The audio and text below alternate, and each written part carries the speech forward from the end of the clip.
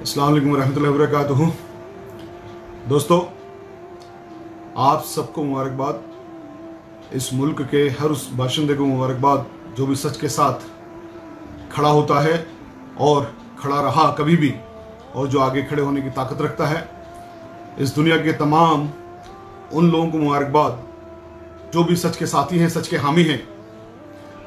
हम honourable high court Bombay के भी शुक्रगुजार हैं जिन्होंने सच को जिताने में और सच को जिताकर इस बात पर मोहर लगा दी कि जीत आखिर में सच की ही होती है।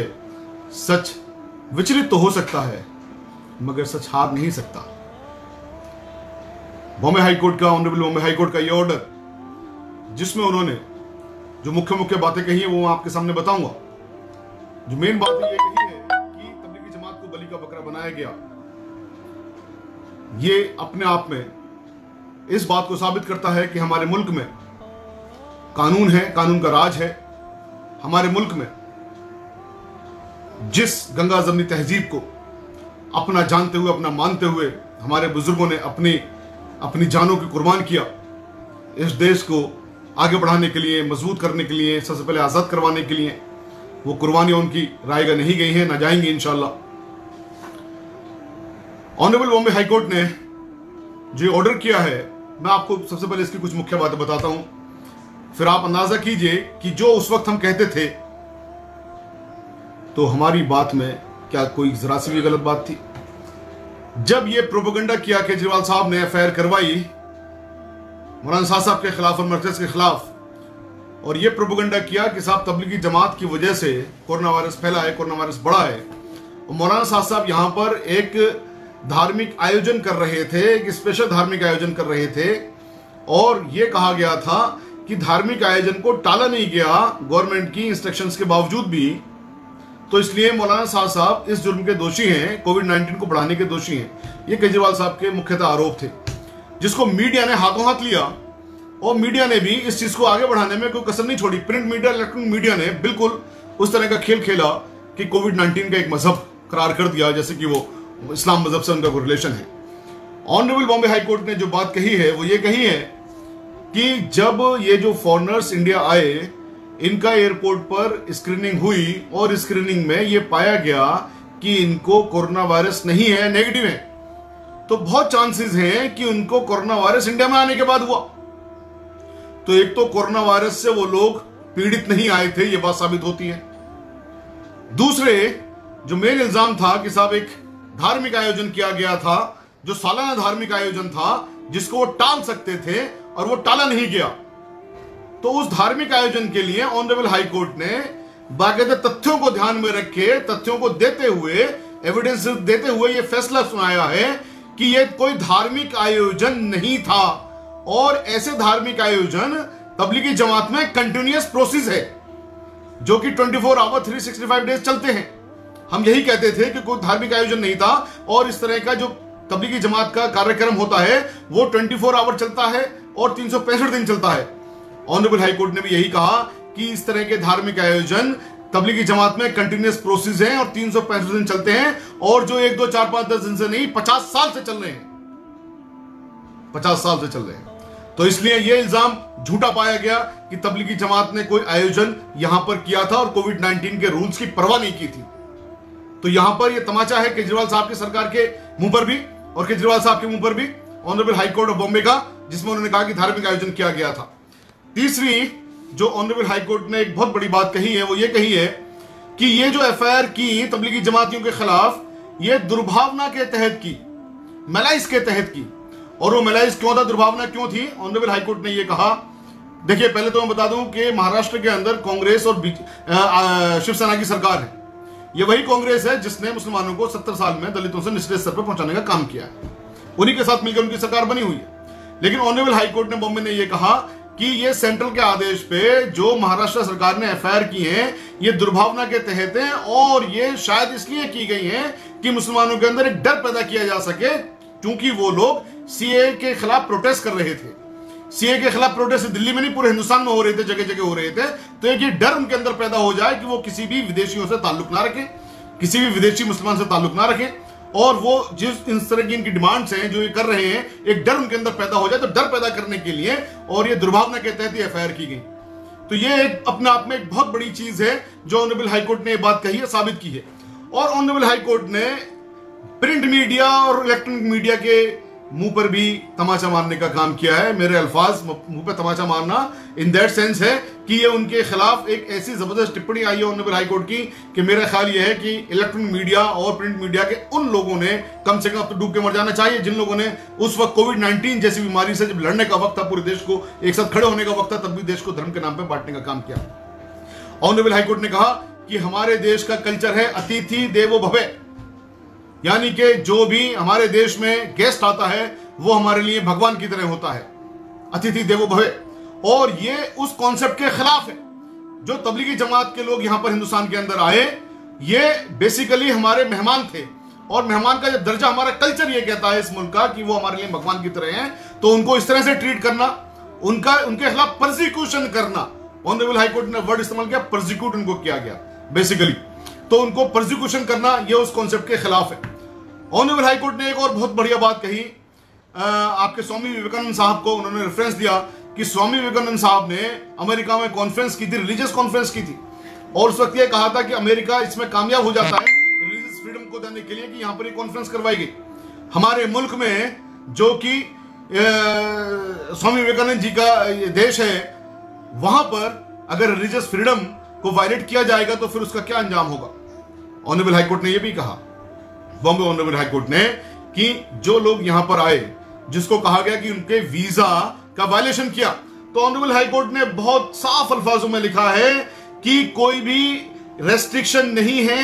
जो फॉरेनर्स यहां पर विजिट करते हैं और वो रिलीजियस प्लेसेस में जाते हैं और वो रिलीजियस डिस्कोर्स को अटेंड करते हैं, तो जब किसी भी वीजा नियम का उल्लंघन नहीं है मस्जिद में जाना या रिलीजियस डिस्कोर्सेज में जाना, तो फिर उनके खिलाफ इस बात को लेकर मुकदमा करना कि साहब वो यहां पर आए, मस्जिदों में गए, रिलीजियस डिस्कोर्सेज में उन्होंने हिस्सा लिया, कैसे वीजा नियम का उल्लंघन किया जाता, कैसे हो सकता है।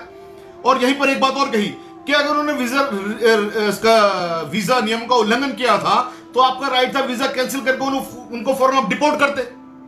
आपने उनको तो डिपोर्ट नहीं किया, आपने उनको तो यहीं पर रखा, मुकदमे लगा के क्वारंटाइन में जेलों के अंदर डाल करके।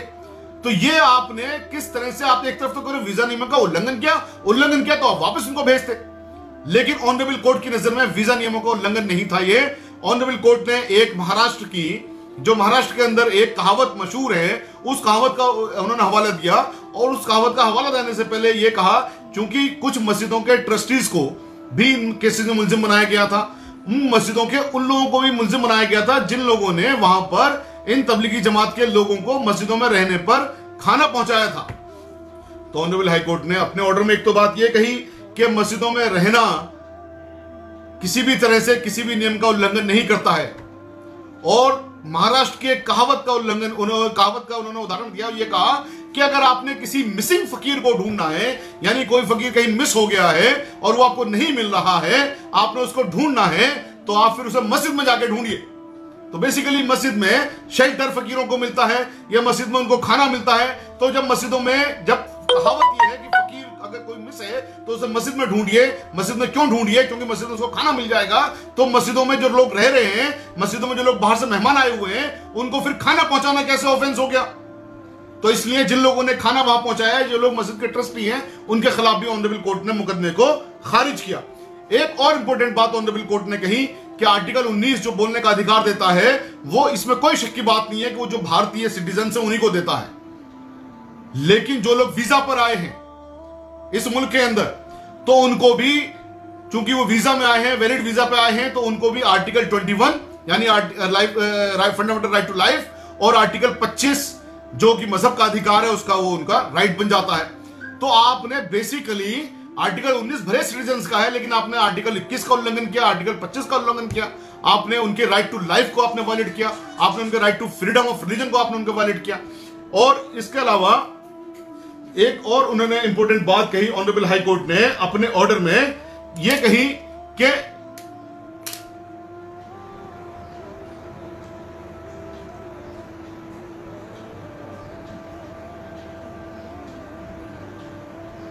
इनको जिम्मेदार ठहराना ऐसा है कि वो प्रोसिक्यूट हुए इंडिया में, यानी जो तबलीगी जमात के लोग थे उनको जो आप जिम्मेदार ठहरा रहे हो, बिल्कुल ऐसा है जैसा कि उनके साथ आप प्रोसिक्यूशन कर रहे हो इंडिया में।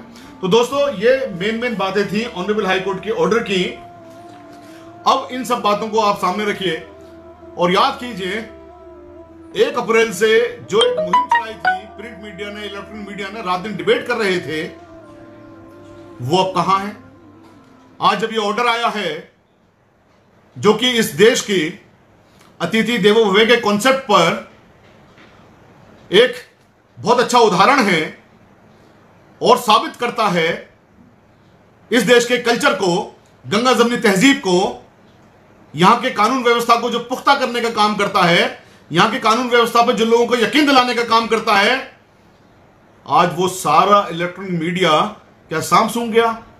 आप कहीं डिबेट नहीं देखेंगे टेलीविजन चैनल पर, क्योंकि इन टेलीविजन चैनल्स ने सिर्फ कैरेक्टर एसेसिनेशन करना आता है।